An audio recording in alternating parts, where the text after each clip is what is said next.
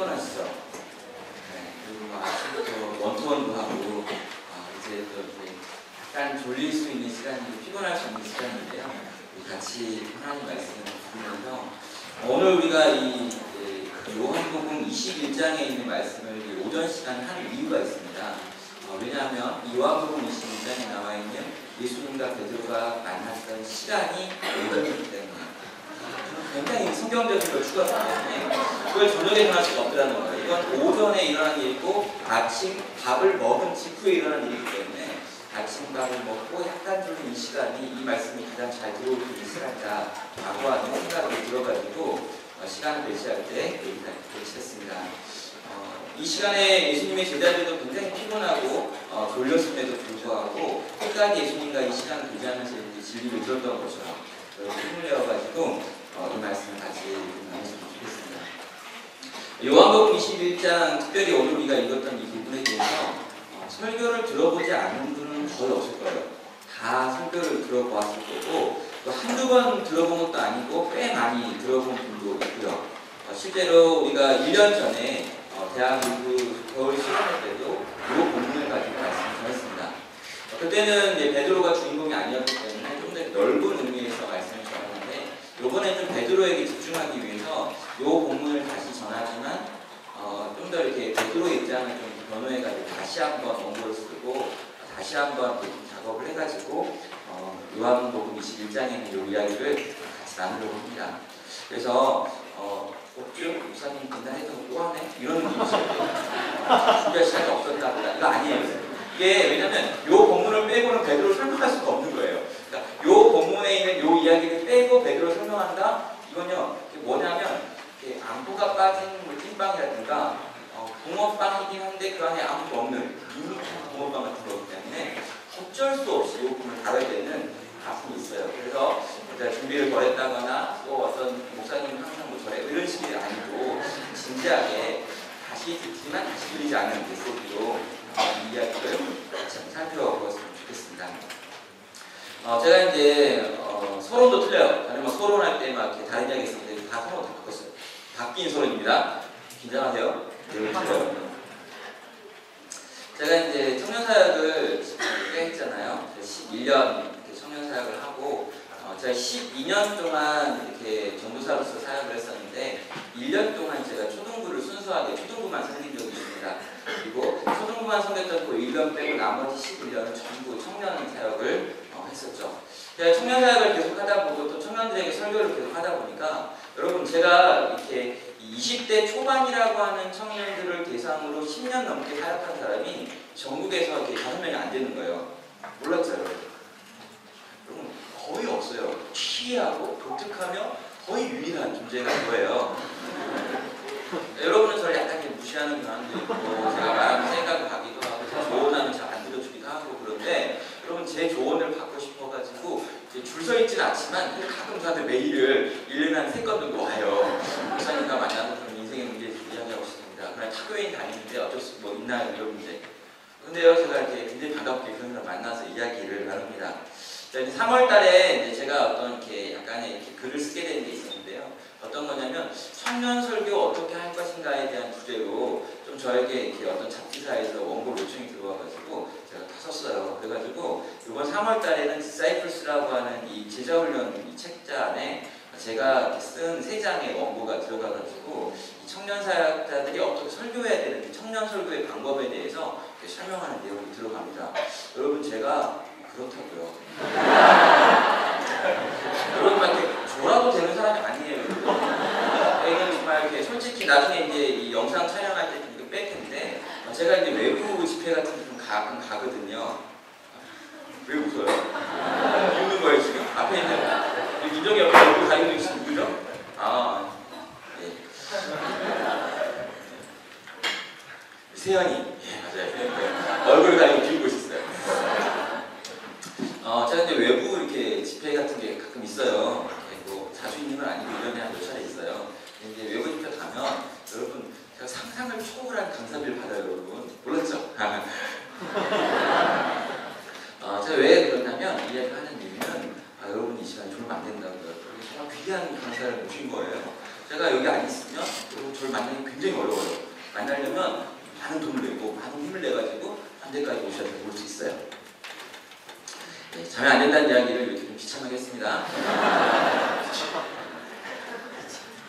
이렇게 청년들을 만나가지고 청년들하고 오랫동안 대화하고 이렇게 신방하고 또 상담하고 이런 시간들을 가지면서 제가 이제 많은 사람들을 만났겠죠.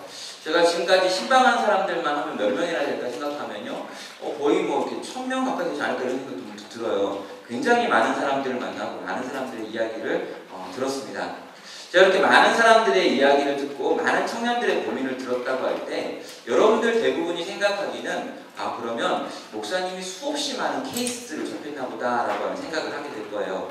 그 많은 사람들을 만나서 그 많은 이야기를 했다면 분명히 수없이 많은 다양한 인간들의 모습을 만났겠구나라고 생각하면서 저한테 이렇게 많은 이제 유형의 사람들을 만났나라고 많은 신방을 했으면 많은 어떤 이 데이터들을 모았겠다라고 물어보실 수가 있습니다.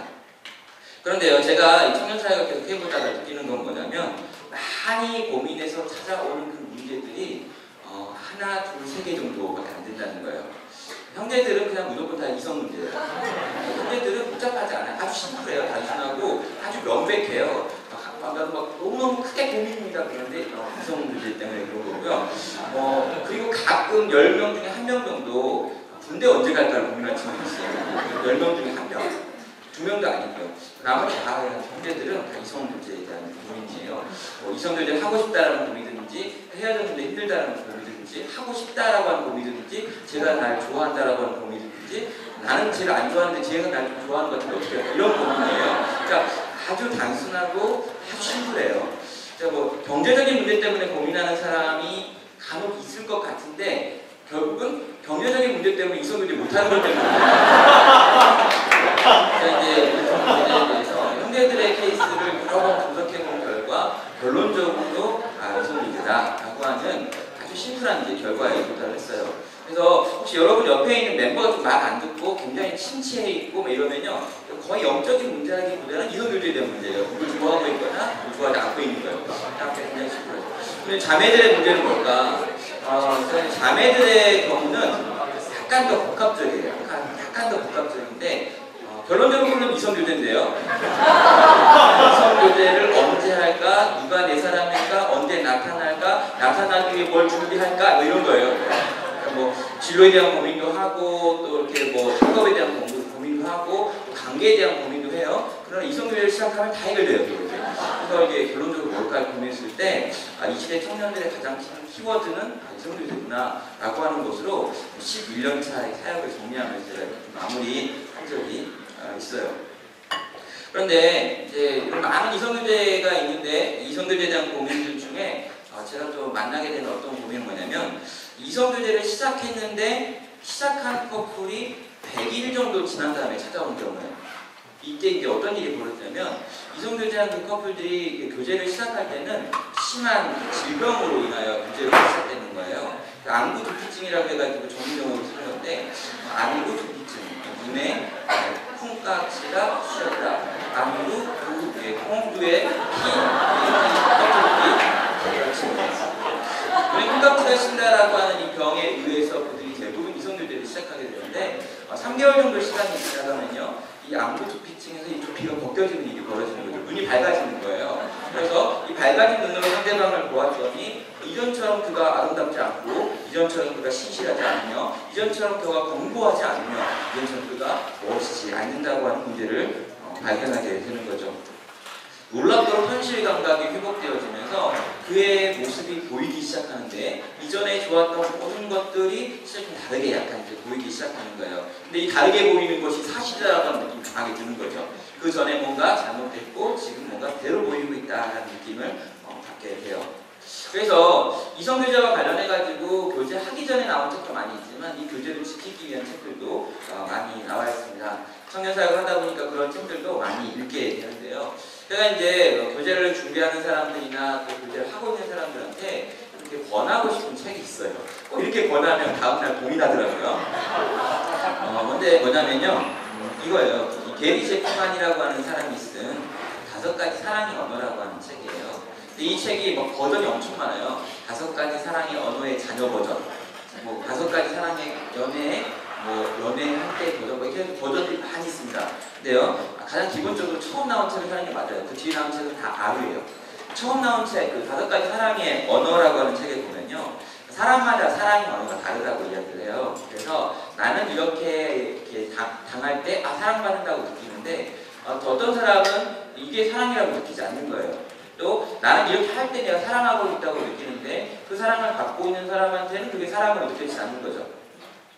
제가 제 아내랑 살다가 이제 이거에서 좀 많이 느꼈던 게 뭐냐면, 제 아내의 이 사랑의 언어는 뭐냐면 봉사라고 하는 거예요. 누가 자기를 위해서 뭘 해줄 때 막 이렇게 자기를 위해서 막 땀 흘리며 막 이렇게 막 밭을 가고 있는 남자의 등을 보다 저 사람 날 사랑하고 이런 느낌 있잖아요. 나를 위해서 어떤 봉사를 해줄 때 저 사람 날 사랑하는구나 라고 느끼는 게 제 아내의 어떤 사랑의 언어라면 저는 대화예요. 그러니까 여러분, 저는 대화니까 어떻게 할까요? 제 아내한테 계속 말하는 거죠. 아내한테 진짜 아름답다. 어떻게 일을 열심히 잘하니? 뭐 이렇게 하면서 아내가 설거지를 막 하고 있을 때 그 옆에 서가지고 아내가 막 칭찬해요. 아내가 설거지하고 있던 제 아내가 갑자기 설거지하는 그 장을 딱 던지더니 당신이 설거지를 하라고 그러면서 이렇게 집으로 딱 들어가더라고요. 아주 열심히 사랑의 언어를 표현하고 있어요. 당신이 설거지하고 있는 왜 이렇게 아름다운지 모르겠어. 머리 왜 이렇게 창한 거 있어. 이런 이야기 하고 있었는데 갑자기 딱 볼때 딱 하고 당신이 설거지를 하라고 이렇게 들어가 버려요. 굉장히 당황스럽죠. 나름대로 사랑을 표현했는데 아내는 전혀 사랑받는다고 느끼지 않고 약 올린다고 느꼈다는 거예요. 여러분, 이렇게 이성교제 하면서 한번 이렇게 잘 점검해 보는 게 필요해요. 나는 어떤 사랑의 언어를 가지고 있고 저 사람은 또 어떤 사랑의 언어를 가지고 있는가. 그래서 사랑이라고 하는 게 갖고 있는 특징이 뭐냐면 상대방이 사랑이라고 느끼는 방식으로 내가 다가가는 걸 사랑이라고 하는 거예요. 반대로 있잖아요. 이런 사람이 있어요. 나는 사랑했거든요. 이렇게 막 하거든요. 내 사랑의 언어로 널 막 사랑한 거예요. 이건요, 상대방이 사랑의 언어라고 느끼는 방식이 아니었다면 이건 폭력이에요. 한 이렇게 생각해 봅시다. 여러분의 사랑의 언어가 이런 게 있을 수 있어요. 선물이라고 하는 거예요. 내 사랑의 언어는 선물을 많이 받을수록 나 사랑받고 있다고 느껴요. 그러면 이런 사람들의 특징이 뭐냐면 나도 선물을 많이 줘가지고 사랑을 표현해야겠다라고 느끼는 거죠. 근데 상대방의 사랑의 언어가 선물이 아니에요. 상대방의 사랑의 언어가 스킨십이에요. 그러면 있잖아요. 어떤 일이 벌어질까요? 계속 선물을 주지만 그 사람은 왜 나한테 이런 선물 공세를 하는 걸까? 라고 하는 생각을 하면서 그 사람이 부담스러워지기 시작하는 거예요. 왜 나한테 선물을 주지? 난 선물 같은 걸 별로 원한 적이 없는데 라고 합니다. 물론 선물이 좋은 경우에 좀 달라요. 좋아가지고 막 갖고 싶은 물건인데 막 이러면 좀 다른데 계속 이렇게 막 반지 하나 이렇게 또 뭐 은반지 5,000원짜리 이런 거 하나 다 주고 그리고 막 머리핀 꽂으라고 5,000원짜리 하나 주고 이러면 있잖아요. 이렇게 정말 짜증나 이런 느낌이죠. 그냥 붙지도 않잖아요. 이렇게 5,000원짜리 반지 딱 갖고 이런데 아무튼 그런 식으로 내가 가지고 있는 사랑의 언어를 상대방한테 강요하는 걸요. 사랑을 빙자한 폭력이다라고 부르는 거죠. 그래서 게리 체프만은요 이런 것들을 쭉 정리한 다음에 5가지 사랑의 언어가 우리 가운데 있다라고 말하면서 이 5가지를 이렇게 설명을 하고 있습니다. 첫 번째는 인정하는 말이래요. 이 인정하는 말은 대부분 형제들한테 통해요. 잘 들어주세요. 형제들 보면서 오빠 최고야 그러고 있잖아요. 오빠들이 감당할 수 없어요. 굉장히 이렇게 독특한데 약간 그 나이 차이가 비슷해요. 한 2살 정도 차이가 나는 여동생이 오빠 최고야. 오빠가 주인이야 이렇게 말하잖아요. 해본 오빠들은요 자기 수업을 안 듣고 뭘 안 쓰고 과제를 안 해더라도 동생이 막 심하게 들고 있어요. 그리고 하면서 하는 말 있죠. 내가 왜 이럴까 이러면서 뭐 좋아하는 것도 아니고 싫어하는 것도 아닌데 오빠 최고야. 그 말에 내가 속아가지고 하고 있어요. 자매를 잘 기억해주세요. 오빠 최고야. 이건요 거의 80%의 형제들이 움직이는 굉장히 강력한 메시지예요. 이런 것도 적고 있는 자매들이 있는데 그러지 마세요. 외워지는 거니까 저희는 없어요. 형제들이 많은 경우에는 인정받는 말에 대해서 굉장히 약합니다. 그래서 형제들이 만약에 팔굽혀펴기 열심히 하고 있다 그러면 오 팔뚝이 이렇게 굵어졌어 이런 말 하면요 굉장히 일상이거든요. 계속 그거하고 있어요. 뭐 이렇게 있어요. 뭐 이렇게 너무 똑똑한 것 같아. 정말 잘 가르쳐주네. 오빠가 조금만 도와주면 내가 과제를 잘할 수 있다. 이런 말이죠 이렇게. 형제들이 대부분 이게 다 거짓말인 줄 알고 있으면서도 웃으면서 넘어가고 있는 메시지예요. 근데 여러분 인정하는 말이 형제들에게 굉장히 강력한 어떤 도움을 준다면요 반대로 이 비아냥거리는 말이라거나 무시하는 말은요 관계 끝자라고 하는 말이에요. 뭐 이렇게 열심히 형제가 했는데 이거야? 이게 이렇게 하는 말 하잖아요. 이렇게. 그러면 그 사람이 안 합니다. 그 사람을 멀리 떠나보내고 싶으면 그렇게 하시면 돼요. 인정하는 말이 형제들에게 가장 큰 코드라고 하면요, 자매들한테 큰 코드는 뭐냐면 함께하는 시간이라고 하는 코드예요. 함께하는 시간. 함께 이렇게 시간을 좀 보내고 오랜 시간을 같이 보내면 아, 저 사람은 날 사랑하는구나 라고 느끼는 거고요. 선물을 받는 것도 있습니다. 이건 양쪽 다에게 해당하는 건데요. 선물을 받을 때 난 사랑한다고 느끼는 사람들이 있어요. 특별히 내가 마음속에 이렇게 품고 있는 어떤 것이 있었는데 이걸 정확하게 딱 캐치해가지고 딱 줄 때 그 사람은 내 마음까지 알고 있는 사람이다 라고 생각하면서 선물에 대해서 마음을 열게 되죠. 굳이 비싼 거라든가 굳이 막 이렇게 많은 정성이 들어갔다기보다는요, 그 사람의 마음 가운데 뭐가 있는지를 파악했다는 것 자체가 선물이 갖고 있는 사랑의 언어의 특징이에요. 또 이렇게 봉사라는 것이 있습니다. 내가 너를 위해 무언가를 하고 있는 거죠. 내가 너를 위해서 어떤 섬김과 수고를 하고 있는 모습을 보면서 굉장히 좋아하게 됩니다. 그러니까 이 봉사라고 하는 것이 자매들한테 굉장히 또 중요해요. 그래서 자매들이 국내 선교에 꼭 가셔야 돼요. 그래서 우리 국내 선교에 가가지고 형제들이 청소할 때 잘하나 이런 걸 잘 구별해야 되는 거예요. 그리고 짐 나를 때 솔선수범해서 짐 들고 나가는가, 또 이렇게 뭐 농활 같은 데 가가지고 뭔가 밭을 딸 때 허리를 펴지 않고 일하고 있는 거죠. 이런 걸 봤는데 땀이 막 젖어있는 형제들의 뒷모습을 보면서 아, 저 사람과 결혼하면 내 인생의 많은 문제들을 그 사람이 해주겠구나라고 하는 생각이 들어가지고 봉사라고 하는 코드를 통해서 사랑이 찾아오기도 합니다.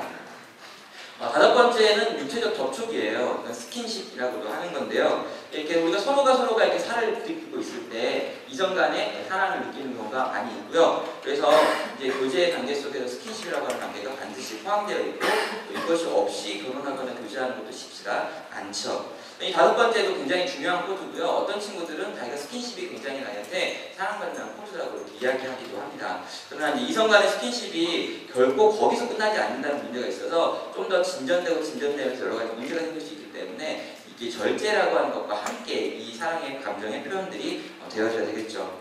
이 다섯 가지 사랑의 언어들을 가지고 우리는 사랑받는다 또는 사랑한다 라고 하는 것들을 규정하고 또 규정되어지는 것 같습니다. 연애 현장에서만 이런 이 다섯 가지 사랑의 언어가 필요한 건 아닌 것 같아요. 리더와 멤버가 만나가지고 소그룹을 이루면서도 동일한 비슷한 어려움들이 있습니다. 리더들은 멤버들을요, 미워하진 않아요. 사랑한다고 말은 좀 그래요. 사랑하기 너무 짧은 시간이고 이럴 수 있어가지고 막 극렬하게 난 널 사랑해. 내 생명을 내어주고 이거 다 거짓말일 가능성이 커요. 원래 리더가 멤버를 생명을 내주고 이런 관계가 되면 안 됩니다. 그런 관계가 되는 경우가 간혹 있죠. 어떤 경우입니까? 교제를 생각하고 있는 관계예요. 저희 공동체에서는요, 대놓고 그렇게 막 양과 염소가 만나가지고 교제하거나 양과 목자가 이러면 안 돼요. 공동체 해야죠. 목자와 목자끼리. 그냥 이성들이 할 거면 이 공동체에 이렇게 제자훈련을 받고 그 다음에 목자와 목자가 돼서 목자끼리 교제. 그런 게 되게 좋아요. 목자가 양 먹고 양이 막 목자를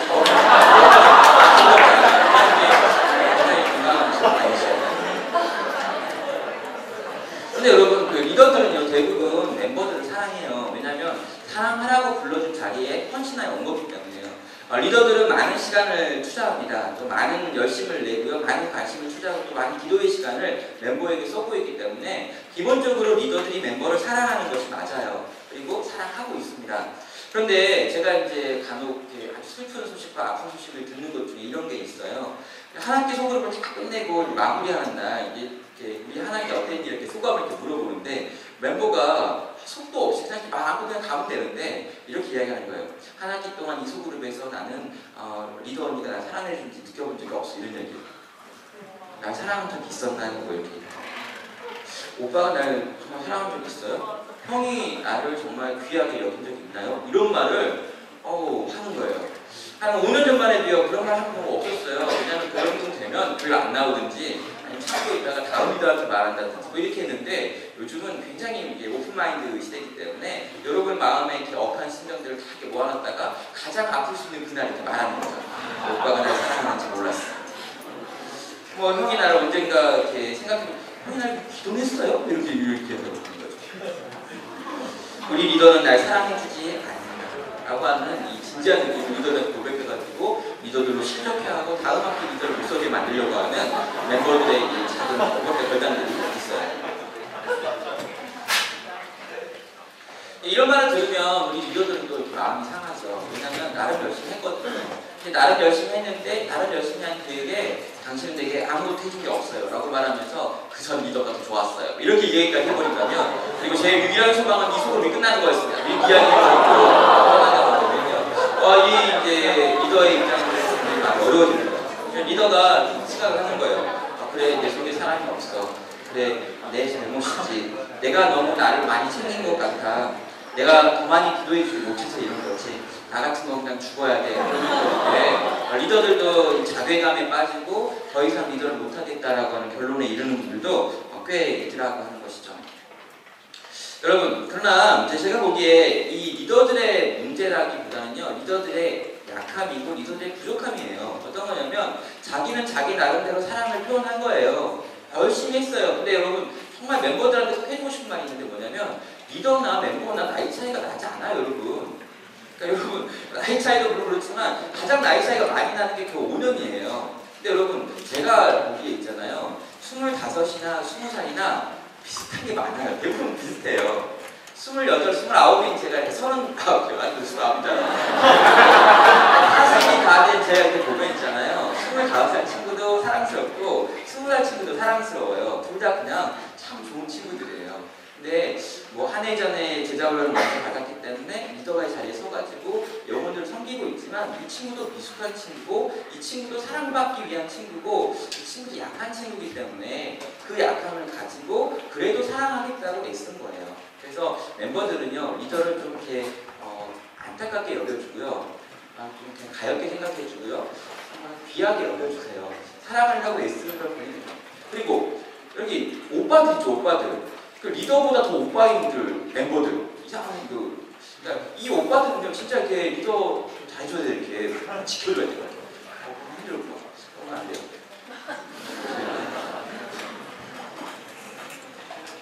제가 이 이야기를 하는 이유는 뭐냐면 이 친구들 역시 사랑의 언어에 있어서 자기들이 가지고 있는 사랑의 언어로 열심히 사랑했지만 어떤 얘기 그게 사랑처럼 여겨지지 못한 거라는 거죠.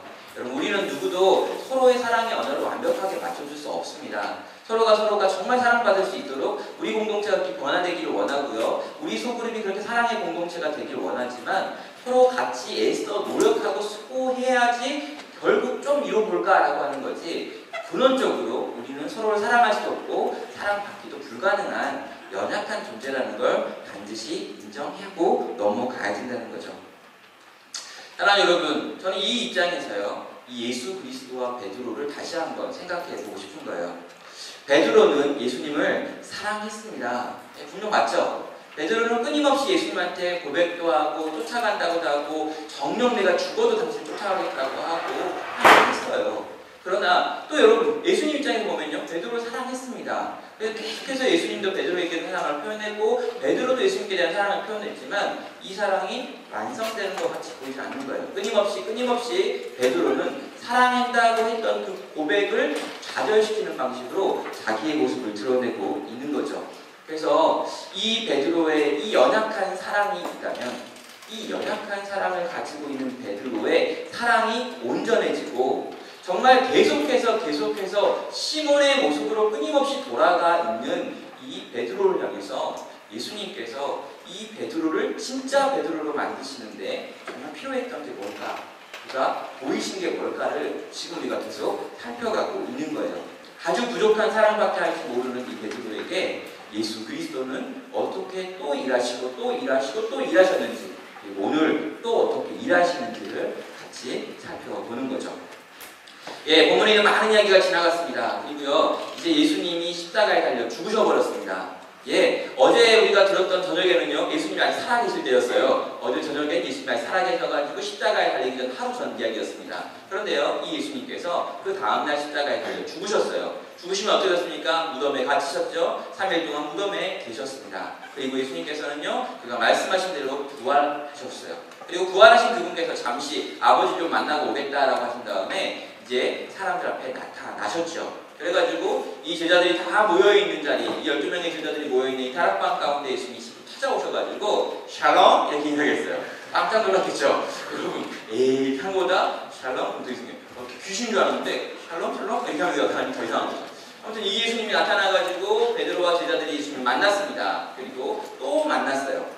일주일 지난 다음에 그 중에 이렇게 다 있었는데 예수님 만났는데 여러분, 그 중에 한 명이 밖에 나가 있었어요. 누구였죠? 도마라고 하는 사람이었죠.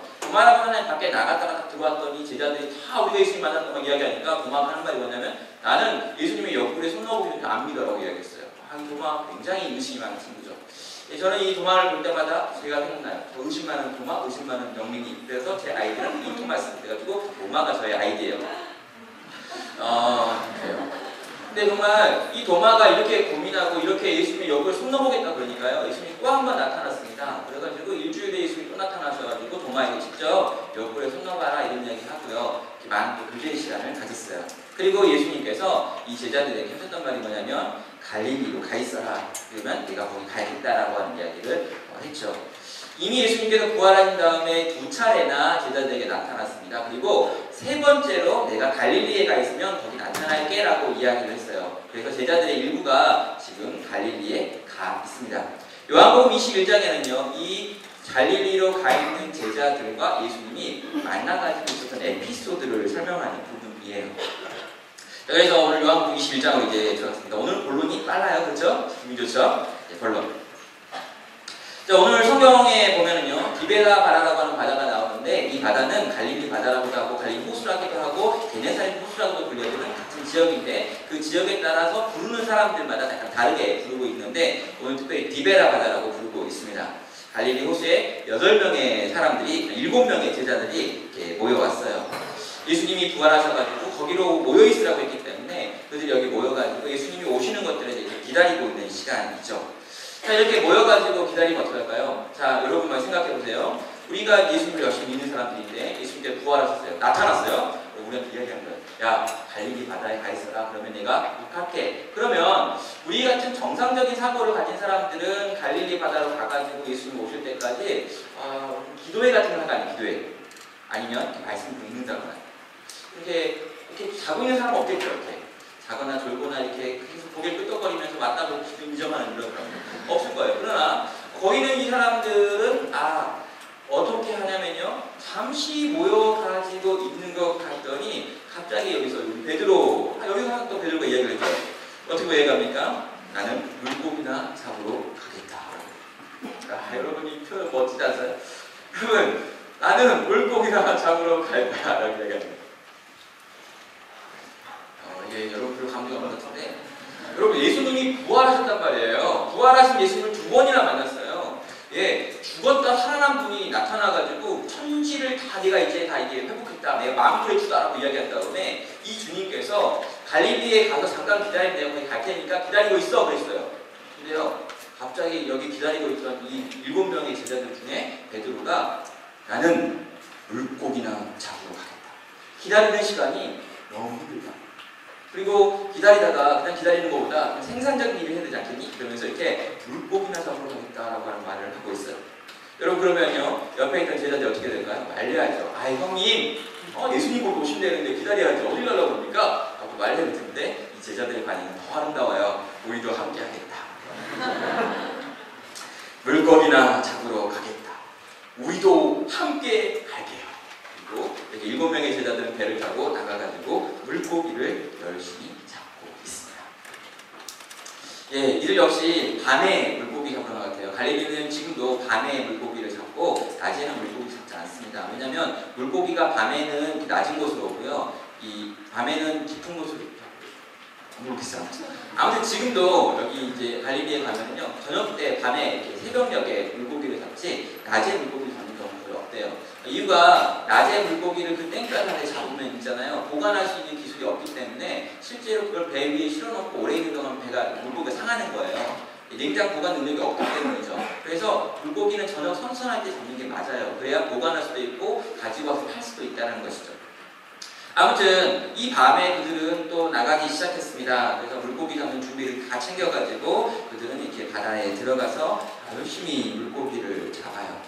그들은 다 나름대로 어부 출신이었습니다. 그래서 간만에 이 오비 어부로서의 역량을 총동원해가지고 물고기 한번 잡아보려고 한 것이죠. 그런데요, 밤이 새도록 물고기를 잡지 못합니다.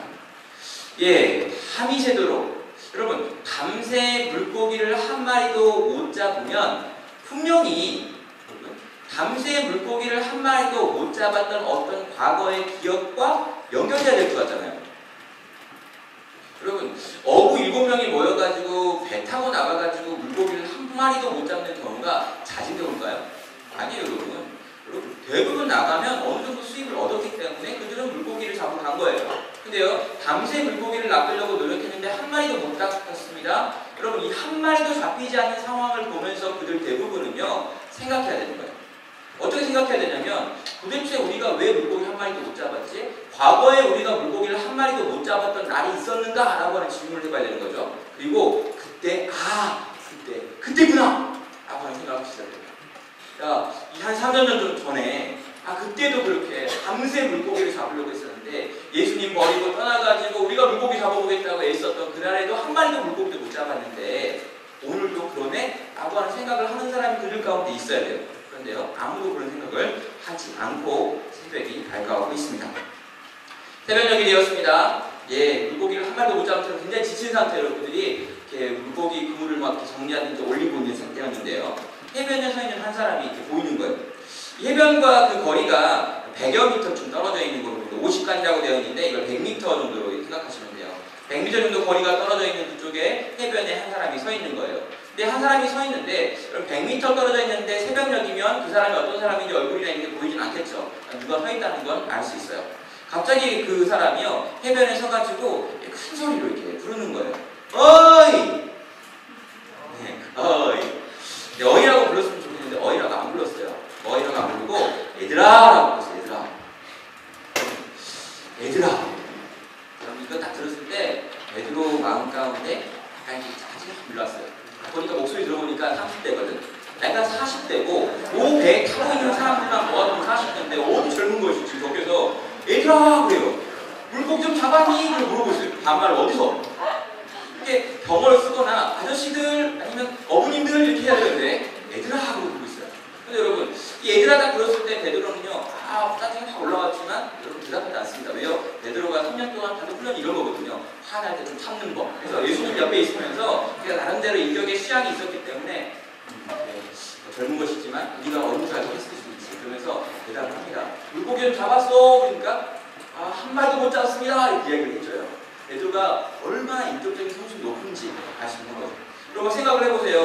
여러분 이렇게 막 7학년 애도가 있는데 애도가 있는데 갑자기 일하는 거 같고 야! 그랬어요. 그 순간에 그래? 왜? 이게 말하기 쉽지 않습니다. 여러분 이가는 그렇지 않아요. 야, 너 몇 살이야? 문지까 이렇게 얘기하겠죠. 그러면 그 장면에서는 전혀 없이 베드로는요, 그 해변에서 있는 젊은 청년이 하는 그 말에 대해서 반응해가지고 그리고 한 마리도 잡지 못했습니다 라고 하는 이야기를 하고 있어요.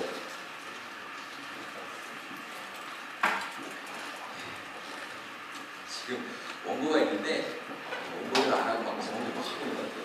여러분 이렇게 여러분 안에 있는 변수가 너무 많아요. 졸고 있고 쓰러져 있고 이런 사람이 있으니까 하나씩 변수를 보여야 되니까 제 설교가 지금 산으로 가고 있는 원고대로 막 못 가고 있는데 그래. 아무튼 그래서 이렇게 말을 듣고 그랬더니 이제 이 젊은 사람이 뭐라고 그러냐면 야, 그 오른편에 한번 그물을 던져보세요. 그 오른편으로 한번 그물을 던져라 라고 하는 이야기를 또 반말로 짓거렸어요. 베드로가 또 기분이 나쁩니다. 넌 누군데 이러냐 이런 말도 나오고 싶고 정말 이렇게 따뜻한 나요.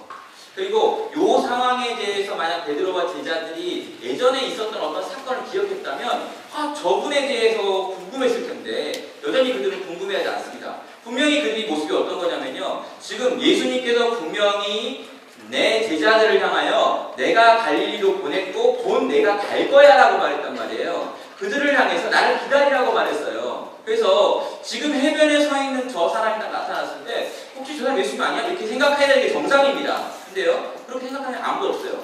심지어 얘들아 라고 하는 말을 들었는데요.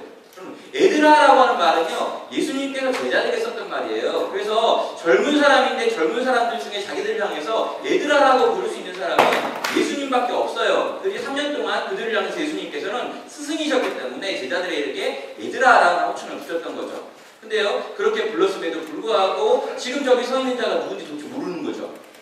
거기다가 오른편으로 그물을 던져라 라고 하는 말은요, 3년 전에 있었던 그 놀라운 사건, 예수 그리스도가 살아계신 하나님의 아들이라는 걸 증명하는 사건이었잖아요. 그렇다면 오른편 깊은 데로, 그때는 깊은 데로 던지라고 했는데 이번엔 편하게 또 가깝게 오른편으로 던지라고 했단 말이죠. 이렇게 친절하신 예수님의 목소리를 들으면서 저건 예수님이네 라고 생각하는 것이 정상인 상황이었던 거죠. 그런데요, 이 제자들은요, 그렇게 그 상황 속에서도 그분이 예수님이다라는 생각을 하지 못하고 있습니다.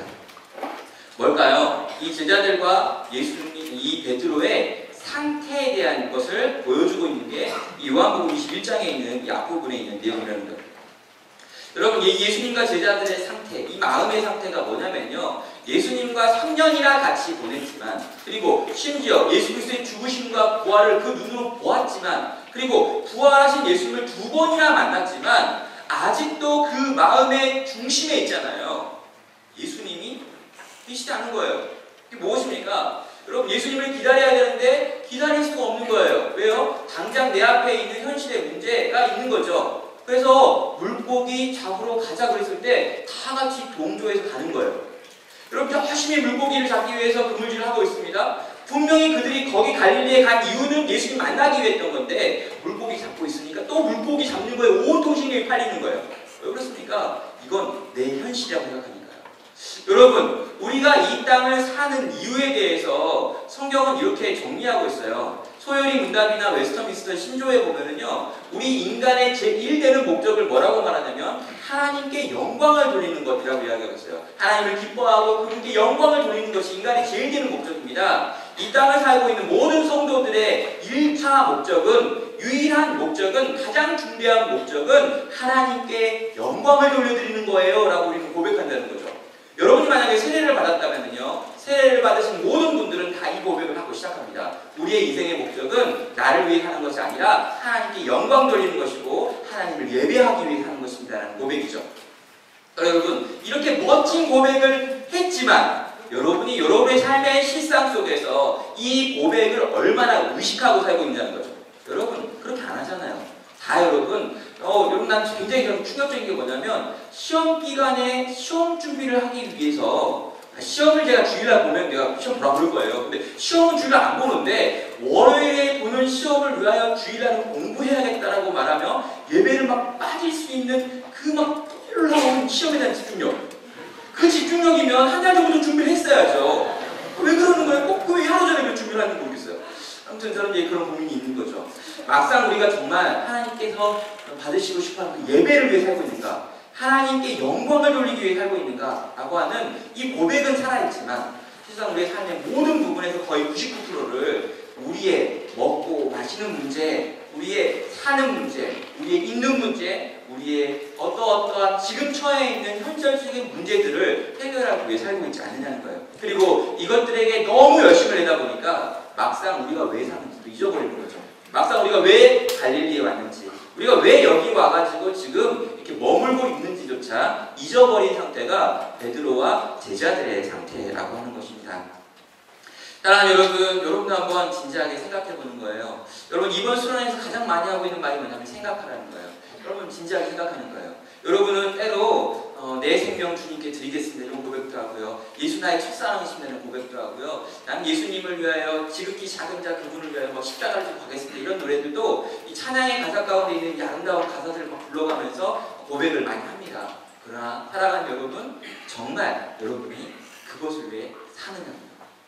베드로와 제자들이 일상의 문제 가운데 시달려가지고 결국에는 이 주님이 지금 오셔가지고 해변에 서 있으나 알아보지 못하는 모습처럼 우리도 주님께서 막상 내 앞에 오셔가지고 내 옆에 서가지고 지금 귀에다 대고 난 사랑해 이렇게 말해도 내가 해야 될 그 일을 하겠다면서 그 주님을 몰라보는 것이 나와 우리의 모습은 아닐지 진지하게 물어보실 수 있었으면 좋겠어요. 그럼 여러분 또 이제 물어보시는 거죠. 그들의 이 그물질이 어떤 그물질이었다는 거예요. 그들이 밤새 일했는데, 그들이 밤새 수고로에 있었는데 그렇게 수고로에 있는 그들의 결과물이 뭐였냐라고 또 물어봐야 되는 거죠. 여러분, 그들의 결과물은 뭐냐면 아무것도 없습니다라는 고백이에요. 3년 전에 그들이 예수님을 따르기 전에도 그들이 밤새어 열심히 업으로써 수고했지만 거둔 것이 없었다고 이야기했죠. 예수님의 부르심을 받았고 예수님께서 그를 개발하고 불렀지만 그 개발하고 불렀던 그 이름만 가져가고 막상 그분을 따르지 못했던 그 제자들의 열심히 한 그 모든 수고들이 실제로 다 헛수고로 끝났던 것처럼 오늘 주님이 기다리라 하신 자리에서 주님을 기다리지 않고 자기 일상의 문제를 해결하러 갔던 그 제자들 역시 동일한 결과로 찾아오고 있는 것이죠. 열심히 일했습니다. 밤새 수고했습니다. 얻은 것이 없습니다. 사랑하는 여러분, 정말 주님이 사랑하는 자가요, 주님을 기뻐해야 되는데 주님을 위하여 살아야 되는 그 사람의 인생이 주님께 초점 잡혀 있지 않다면, 주님께 조준되어져 살아가지 않고 있다면, 여러분을 주님이 사랑하신다면, 그래서 여러분을 그 주님이 원하시는 방향으로 옮겨놓기 원하시는 것이 주님의 마음이라면, 여러분이 지금 하고 있는 그 모든 일을 다 불어버리는 방식으로, 다 불어버리는 방식으로 우리 가운데 당신의 사랑을 표현한다는 거죠. 어부들이 그물을 내려서 물고기를 잡으려 할 때마다 주님께서 그 그물 밑에서 물고기를 밀어치신 거죠. 여러분, 그물에 한 마리 물고기도 걸리지 않게 하는 거 쉽지 않은 거예요. 이찬수 목사님이 이 부분을 놀랍게 주의하셨잖아요. 예수님께서 물 밑에 들어가셔가지고 거기서 밤새워서 물고기를 쫓아내셨다. 그러지 않고는 물고기 거기 안 들어올 일이 없거든요. 눈먼 물고기 가끔 있어요. 그리고 물고기 중에서도 자살을 기도하는 물고기들이 가끔 있거든요. 사랑이 너무 버겁고 힘겹고 내가 왜 새가 아닌가 이렇게 고민하다가 나도 날고 싶다 그러면서 이렇게 그물을 향해서 돌격하고 싶은 마음을 가진 물고기가 간혹 갈리비도 몇 마리 있었단 말이에요. 그래서 이렇게 들어와 줘야 되는데 안 들어왔어요. 주님이 밑을 말리시더라고요. 안 돼, 이번 기회는 아니다 이렇게 하면서 물고기 잘 말리셔가지고 밤새 수없이 많은 그물을 내렸지만 한 마리도 잡지 못하는 방식으로 주님께서 이 영혼들 가운데 지금 간섭하고 있어요. 사랑하는 여러분, 주님을 떠난 인생이 평탄할 거라고 믿지 마십시오. 주님이 부르신 인생인데 이 부르신 인생이 주님 뜻대로 살지 않기를 결단하고 다짐하고 돌이켜 다른 데를 막 달려간다고 해서 그 인생이 그렇게 되어질 거라고 믿지 마십시오. 내가 만약 사랑하는 주님의 자녀라면 주님은 어떻게 해서 주님께서 당신 원하신 자리로 우리를 옮겨 놓으시기 때문인 거죠. 여러분, 이 그림 속에서 우리는 이 한심한 제자들의 모습과 상태들을 보게 됩니다. 물고기나 잡으러 가겠다라고 말하는 베드로와 우리도 함께하자라고 말하는 제자들의 모습 속에서 예수님은 역시나 실패했구나라는 생각을 하게 되는 것 같습니다. 예수님은 정말 열심히 사역했지만 3년 동안 너무너무 했었지만 심지어 십자가에 달려 죽고 부활하시기까지 했지만 그들의 제자들의 모습을 보니 예수님은 정말로 실패한 모습인 것처럼 보이고 있는 거예요. 그리고 이렇게 실패한 것 같아 보이는 제자들, 이렇게 여전히 다시 세상 속으로 돌아가 버린 것 같은 제자들, 이 베드로에게 예수님께서 찾아오시는 사건이 나와 있습니다. 여러분, 물고기를 잡기 위해서 그물을 오른편으로 던지라라고 저 해변에 있는 어떤 이가 외쳤습니다. 평소에 베드로라면, 또 사람들이라면 이 상황에서 그냥 그물을 오른편에 던지지 않았을지 몰라요. 만약에 이 해변에 서 있는 사람이 뭐 깊은 데로 가서 던져라, 배를 저어가지고 5km 정도 간 다음에 거기다 던져라 이렇게 했으면 안 했을 거예요. 근데 여러분, 이 사람이 시키는 걸 들어보니까 너무 쉬워요. 왼편에 그물을 던졌는데 꺼내가지고 오른편에 던지래요. 이게 막 별로 어려운 것도 아니고, 이게 너무 이렇게 쉬운 요구이기도 하고, 그리고 어차피 왼편에 던져서 안 됐으니까, 별 생각 없이 들어서 오른편에 던졌습니다. 여러분, 무슨 일을 던졌죠? 제가 이틀 전에 굉장히 열심히 설교했잖아요. 물고기들이 어떻게 했다고요? 대기하고 있다가 번호표 갖고 있던 걔네들이 한꺼번에 우와! 들어오기 시작한 거예요. 야, 여러분, 많이 잡혔습니다. 막 물고기들이 그 3년 전에 기억을 갖고 있던 애들 있잖아요. 3년 전에 못 들어갔던 애들. 3년 전에 들어가려고 번호표 주고 기다렸다가 못 들어갔던 애들이 막 지금 막 그때 막 기다리고 있다가 피엄피엄 한 다음에 야, 내가 3년 전부터 기다렸어. 이러면서 있잖아요. 요거 이렇게 들어가는 거. 막 들어갔습니다. 물고기가 5개 잡힌 사건을 경험하죠. 이 어부들의 입장에서 물고기가 확 잡힌 사건을 경험했고 딱 올리는 순간 그때 갑자기 있죠. 여러분, 예수님의 사랑하시는 제자, 예수님과 가장 친밀했던 한 제자가 있는데 요한이었어요. 요한이 딱 해변을 가리키면서 주시다! 주시다. 저는 요한을 생각하면 좀 마음이 아파요. 주시다 그러면 안 되고요. 지가 뛰어내려가서 수련을 가셔야죠. 요한은요, 사랑하는 마음이 있지만 이 섬김의 방식이 봉사 이게 아니고 말이에요. 예수한테 이렇게 머리 기대고 있고 이렇게 예수님 이렇게 하는 거 좋아하지 바닷물에 뛰어들고 이런 스타일 아니에요. 베드로 이만 딱 그 순간 주시다! 딱 그러니까 주님! 딱 그러더니 막 이렇게 물고기 잡기에서 목돈을 보고 있었어요. 어서도 딱 해서 감독이 물에 쫙 뛰어들어가지고 해벽에 봐. 여러분, 굉장히 위험한 행동입니다. 여러분, 이거 심장 마비나 이런 걸 줄 수 있어요.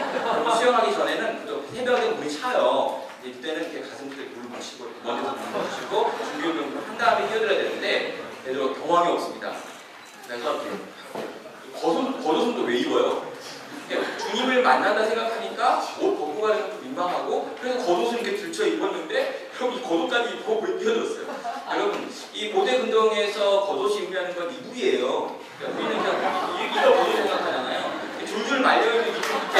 갈대가 벗고 이렇게 하는 거. 근데 긴 이불인데 이걸 묻히고 쓰고 저는 이제 생각해봅니다. 이 고깃배가 돌아가는데 더 빨랐을까? 겉옷을 입고 축축이 젖어가지고 막 얘가 더 빨랐을까? 이런 고민은 있어요. 한 100m 정도 거리니까 그런 날인데 베드로가 어부였다는 걸 생각하고 아주 어렸을 때부터 갈릴리 수영했던 걸 생각하면 좀 더 빨랐겠지라는 생각을 해요. 그리고 베드로 이렇게 수영에 가고 있는데 고깃배가 더 빨리 도착하면 너무 베드로가 민망하니까 이 고깃배를 이렇게 운전하고 있던 친구들이 좀 늦게 왔겠다라고 생각이 들어요. 베드로가 그래도 나름 흑이니까. 아무튼 이 베드로는요 굉장히 큰 감격을 받았습니다. 그래가지고 이 큰 감격을 받은 베드로가 물에 뛰어들어가지고 예수님께 향할 이렇게 나오고 있죠. 여러분 예수님께 향해 딱 나왔는데요. 그리고 예수님의 이 나와서 이 베드로에게 도착했는데요. 이때 이제 이렇게 예수님이 준비하신 이벤트가 있는 거죠. 여러분 이 첫 번째 이 사건에 대해서 좀 해석을 해봐야 됩니다. 예수님께서 왜 이 제자들에게 이 많은 물고기를 잡게 하셨는가? 이걸 저는요 이 첫 번째 이벤트라고 얘기해요. 만선 이벤트라고 부릅니다. 이게 뭐냐면요. 이 예수님과 제자들이 만나가지고 이 제자들이 예수님께 대한 뜨거운 사랑을 고백하면서 정말 나는 당신을 따르겠습니다 고백했던 게 언제였냐면 3년 전에 이 갈릴리 호숫가에서 저 배를 타고 일어났던 어떤 일 때문인 거예요. 그때 어떤 일이 벌어졌습니까? 그때 물고기를 많이 잡는 사건이 벌어졌죠. 그리고 이 물고기를 많이 잡는 사건 속에서 베드로가 엎드려가지고 정말 예수님을 향한 온전한 고백을 올려드렸잖아요. 이때 이 고백과 이때 이 배를 타고 있던 사람들이 다 예수님의 첫 번째 제자가 됐잖아요. 여러분 지금 제자들이 시기에 빠져 있습니다. 제자들은 예수님과 만났지만 다 예수님으로부터 떠나갔다는, 예수님을 도망쳤다는, 예수님께 대하여 이렇게 배신했다고 하는 마음들을 가지고 있어요. 예수님과 제자들의 마음이 편하지 않습니다. 근데 예수님께서 이 처음 있었던 한 사건을 탁 터뜨리시면서 지금 이렇게 자기랑 처음 만났던 그때를 떠올리게 만드는 이벤트를 보여주는 거예요. 어떤 겁니까? 우리가 3년 전에도 이 많은 물고기 속에서 내게 신앙을 고백했지? 그렇다면 우리는 다시 그때로 돌아갈 수 있어 라고 이야기하는 거죠. 여러분 이게 뭡니까? 이게 약간 첫사랑 이벤트 같은 거예요. 첫사랑 이벤트. 여러분 제가 이제 가끔 아내랑 살다 보니까 이 아내랑 12년을 산 것 같아요. 지금 13년 차예요. 꽤 오랜 세월 안에 사는데 여러분 처음에 그 두근거림이 좀 없어요. 되게 좀 아내가 좀 미안하지만 이제 설레지가 않아요. 뭐 이렇게 결혼한 다음에 처음에는 이렇게 샤워를 하고 이렇게 머리에 물 묻었고 나오면 막 두근거리고 이런 마음이 있었는데 요즘 막 이렇게 머리에 물 묻어 있어도 막 이렇게 머리가 말리고 다니시는 여러분 여러분의 아버지와 어머니가 지금 거의 사랑하지 않는 것 같죠? 여러분 한때는 다 사랑하셨어요. 세월이 가면 그런 일이 있네요. 여러분 이제 그렇게 마음이 식어갈 때 가끔 떠오르는 게 뭐냐면요. 우리가 처음에 어땠을까 이런 생각을 하는 거죠. 제가 이렇게 아내한테 세레나데를 불러줄게요. 그리고 아내한테 막 이렇게 편지를 쓸 때 막 이렇게 그리고 아내를 위하여 학을 3,000마리 접을 때 이 마음으로 제가 3,000마리 학을 접었어요. 아내를 위해서 3,000마리. 물론 제가 2,500마리 접고 500마리 좀 모아달라고 그래가지고 못하게 해가지고 500마리 받아가지고 3,000마리를 채웠습니다. 근데 아내가 작년에 이사할 때 버렸어요.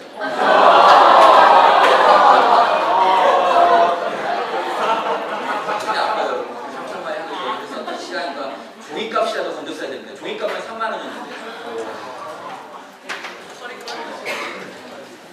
여러분 이게요. 그때 그 기억들이 막 떠올리는 거 있잖아요. 어떤 생각이 드냐면 지금 내가 함께하는 사람이 얼마나 귀한 사람인지 지금 나와 함께 있는 이 친구가 이런 식의 대우를 받는 사람 안 되는 사람이다라는 걸 떠올려요. 여러분 가끔 결혼식 그 웨딩 촬영한 사진들 있잖아요. 이것들 보면서 우리 아내가 얼마나 곱고 아름다운 사람이었는데 나 만나서 고생 많이 했구나 이런 생각을 하면서 제 마음을 돌이키는 때가 있는 거죠. 이게 첫사랑을 회복시키기 위해 첫사랑의 때 있었던 어떤 사건들을 주님께서 이 제자들과 베드로에게 보여주신 사건이 만성 이벤트에 들어있는 의미라는 거죠. 사랑하는 여러분, 요즘 여러분과 하나님의 관계가 너무 먼 것 같다.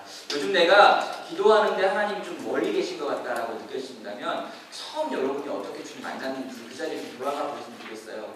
처음 내가 주님께 어떻게 사랑을 고백했는지, 처음 내가 얼마나 내 심장이 두근거렸는지, 얼마나 내가 주님께 대하여 감격했는지, 주님이 내게 어떤 사랑을 부으셨는지, 내가 얼마나 비참한 상태였는데 그 비참한 상태 가운데 그 빛이 비쳤는지를 떠올리시면서 여러분의 그 깊은 신체의 상태, 그 깊은 주님 의지하지 않는 상태에서 올라오셨으면 여러분이 좋겠어요.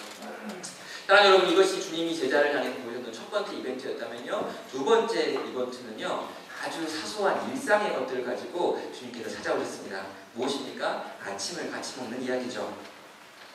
두 번째 이벤트는요, 예수님께서 깨끗하게 도착했는데 도착한 이 제자들을 위해서 아침밥을 차리고 계시는 거예요. 차리고 계시는 거. 자, 이게 뭡니까? 제자들이 밤새워 물고기를 잡았다면요, 여러분, 밤새워 물고기를 잡고 있는 그들이 밤에 물고기 몇 마리를 잡았더라면 여러분 배 위에서 회를 쳐서 먹였을 거예요. 배가 고프니까. 근데요, 물고기 한 마리도 못 잡았어요. 여러분, 물고기 잡으러 갈 때 이 어부 출신 걔네들 무슨 생각한 거냐면, 아, 밤새워 물고기 잡다 몇 마리 잡으면 또 먹고 가고 이렇게 하면 하자 이렇게 생각하면 갔을 텐데 한 마리도 못 잡았기 때문에 밤새 수고했는데 아무것도 못 먹었어요. 이들이 너무너무 배가 고파서 있을 시간이 아침 시간인 거죠. 근데요, 예수님께서 이 아침에 그들을 불러내셨는데 예수님을 향해 딱 가는데 예수님 뒤편에 모닥불이 입혀져 있는 거예요. 그리고 모닥불 위에 보니까 돌판이 딱 얹어져 있고요. 돌판 위에 떡이 구워지고 있어요. 그리고 몇 개의 물고기가 어디서 났는지 모르겠지만 밤새 찾아뒀던 그 물고기들이 여기 와가지고 몇 마리가 이렇게 꽂히고 겹쳐가지고 다 구워지고 있어요. 훈제로. 또 우리 숫자 맞춰가지고 이렇게 여기 다 구워있는 거예요. 우리 식성을 맞춰가지고. 아, 여러분, 이야, 우리 주님 맞지. 그리고 와가지고 사람들이 몰려와가지고 둘러싸고 여기 있는 고기와 떡을 막 먹고 있는 장면이 나오죠. 여러분, 이 장면은 또 왜 있을까라고 한번 물어봐야 됩니다. 여러분, 이 장면 굉장히 이상한 장면이에요. 왜냐하면 지금 예수님은 부활하신 예수님이에요. 지금 하늘과 땅에 있는 모든 권세를 아버지께 받은 온 우주의 왕으로 등극하신 분이 여기 부활하신 예수님입니다. 근데요, 부활하신 예수님께서 여러분 떡을 굽고 계셔요. 이거 좀 이상하지 않아요? 여러분, 막 번개를 막 던진다가 이런 건 좀 어울리죠? 천사들 막 그러고 천사 이거 지금 괜찮죠? 부활하신 예수님께서 뭔가 좀 거대하고 뭐 엄청난 일을 하고 막 기적을 막 일으키고 막 옛날에 나 무시한 적 있지 막 이러면서 이렇게 산을 막 들고 있다 하고 이렇게 이런 것 좀 보여주고 있으면 좀 대설 같은데, 예수님이 그날 아침에 뭘 하고 있었냐면 제자들이 보기에 무슨 일을 하고 있었냐면요, 아침에 뭐가 저기 있던 그 하얀 옷 입고 어떤 사람 있잖아요. 그러니까 가만히 서 있는 게 아니었어요. 그러니까 제자들이 막 먹어야 될 거 봤거든요. 그러니까 뭐 이렇게 들고 뭉개다녀 이렇게. 그리고 막 놔요. 그리고 막 쭈그리고 앉아가지고 뭘 하고 있어요. 그러니까 제자들이 보기에 저 사람이 아까 뭘 하고 있었거든요. 가서 뭐 했냐면요, 밥 차리고 있어요. 밥 차리고. 여러분, 돌판이 있고요. 돌판이 떡을 올려놓고 떡을 이렇게 굽고 있었대요. 그리고 여러분, 물고기를 잡아가지고 물고기를 꼬챙이 휘어가지고 이렇게 꿰가지고요, 훈제를 하고 있어요. 천사 시킨 거 아니에요. 예수님이 직접 밥하고 있던 거죠. 여러분, 또 감동 없는 표정을 하는데 제발 여러분 감동을 해야 되는 거예요. 여러분, 지금 온 우주의 왕이 오셔가지고 쭈그리고 앉아가지고 밥하고 있으면 여러분 그것도 이상한 장면인 거죠. 여러분 막 생각을 해보세요. 그럼 이찬수 목사님이 저 식당에서 앉아가지고 외식하고 계시다고 생각해보세요. 대학생들하고 위로하고 격려하기 위해서 내가 왔어. 그래서 아침마다 그러고 서가지고 하기 싫어하고 아니 뭐라 이러고 그런 걸 이렇게 했잖아요. 우리가 막 기쁘고 즐겁고 감사합니다 막 그렇게 속에서 못 도망치죠. 저분 좀 이상하다고 느꼈죠. 왜요? 그분이 원래 식당에서 배식하는 분이었으면 감사하긴 하지만 이렇게 막 크게 감사할 이야기 아니에요. 그분은 그분의 일을 하고 있는 거예요. 근데 여러분, 하나님의 아들이 이제 부활 승천하셔가지고 높이 올라가지고 하늘과 땅에 있는 모든 권세를 다 부르는 천사들 다 부리시는 이분께서 오셔가지고 있잖아요. 이렇게 막 돌을 들고 있고 천사 안 시키고. 이건 뭘까요? 그분께서 이 상황을 연출하신 거예요. 주님이 왜 이런 상황을 연출하셨을까? 좀 생각을 해봅니다. 주님이 왜 이런 모양을 만들었을까? 생각을 해보는 거죠. 왜 예수님께서 부활하셨음에도 불구하고 이분이 그날 하필 식사 당번 역할을 맡으셔가지고 할까? 생각할 때 떠오르는 게 뭐냐면, 이 제자들과 예수님이 만났던 그 많은 시간들 속에서 가장 편하고 즐거웠던 시간이 어떤 시간이냐면 아침밥 먹는 시간이었던 거예요.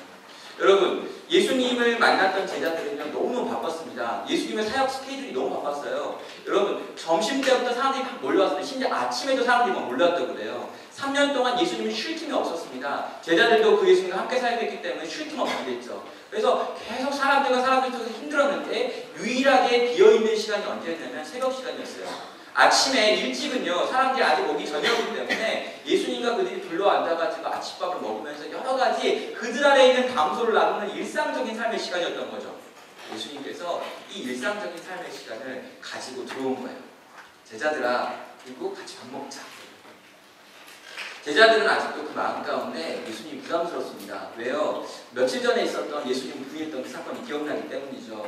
예수님, 우리가 다 주님 안 버리겠습니다 막 그랬어요. 베드로만 그런 게 아니라 제자들 다 우리가 어떻게 예수님 버립니까? 예수님과 함께 고난받을 거예요. 예수님 죽으면 우리도 따라 죽을 거예요. 막 이렇게 이야기했어요. 심지어 가장 의심 많았던 이 도마 있잖아요. 도마도 나도 우리도 누가 함께 죽자 그러면 따라갔던 사람이에요. 예수님 제자들은요, 그렇게 말했음에도 불구하고 예수님을 향하여 배신하고 돌이켜서 도망가 버리는 사람들이었습니다.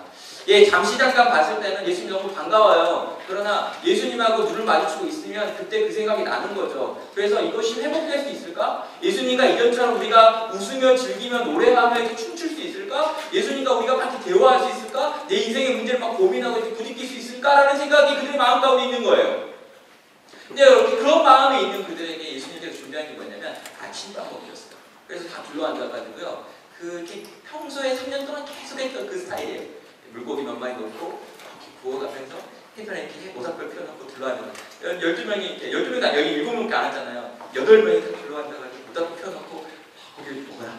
먹을래? 물이 없네요.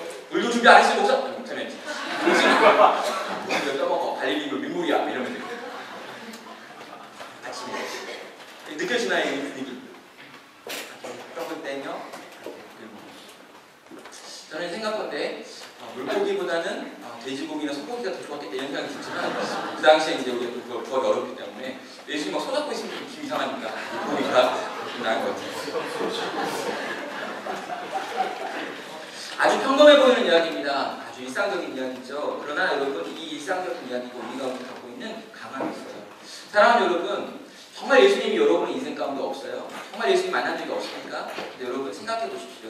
여러분의 일상 속에서 주님이 여러분을 만지시고 다루시고 간섭하시고 역사하신 적이 많이 있어요. 여러분 20살까지 있잖아요. 하나님의 도우심 없이 20살까지 사는 거 진짜 불가능해요.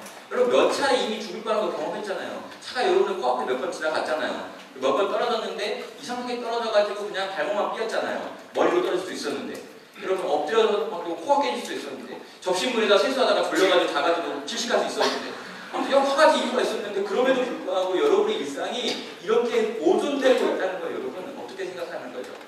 여러분 주님은요 우리의 일상을 만드십니다. 어떤 사람들이요, 하나님은 우리를 만들어 놓고 원칙과 계획을 세워놓은 다음에 이 세상의 원칙과 계획들로 만들어 놓고 자기는 하늘을 피고서 또 가버렸다고 이야기해요. 이게 이신론이라고 불려지는 신학이에요. 하나님은 우리와 지금 간섭이 없다. 하나님은 원칙과 원리만 만들어 놓고 저 하늘 끝에 계시고 지금 이 땅을 움직이는 거는 모든 것들이 다 인과관계다라고 이야기하는 학문이 있어요. 여러분 우리는 그 하나님 믿지 않습니다.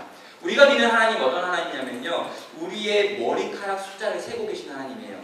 새 한 마리가 땅에 떨어지는 것도 그분의 허락이 있어야 된다는 거예요. 우리의 일상의 모든 문제들 속에서 주님이 간섭하신다는 거죠. 그리고 어떻게 해서든 간에 주님이 원하시고 바라시는 대로 이 인생들을 끌고 가신다는 것이 우리가 고백하고 있는 하나님이세요. 우리의 일상의 모든 문제 가운데 과연 하나님의 간섭이 없었는 거예요. 사랑하는 여러분, 여러분의 일상을 바라보십시오.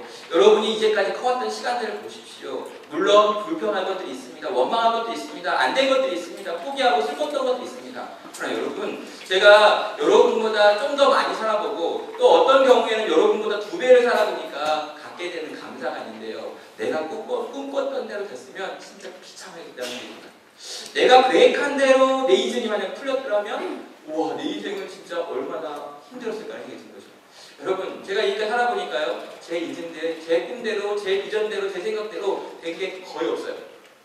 여러분, 거의 없는데 잘 살고 있어요. 신기해요. 내 꿈대로, 내 기대대로, 내 소원대로 된 게 거의 없는 것 같고, 그때마다 나는 좌절한 것 같은데, 이 좌절한 것 같은 삶의 연속으로 만들어진 지금 내 삶은 행복하다고요.